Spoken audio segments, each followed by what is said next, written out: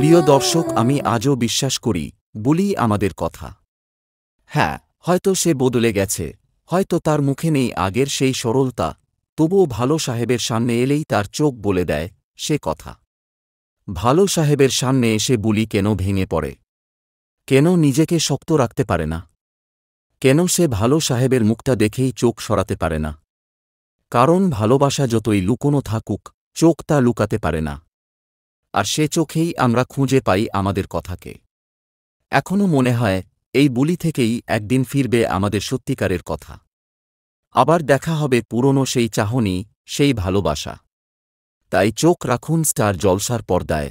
কথা প্রতিদিন সন্ধে ৭টা। আর জলসার সকল আপডেট পেতে অবশ্যই সাবস্ক্রাইব করুন আমাদের চ্যানেলটি।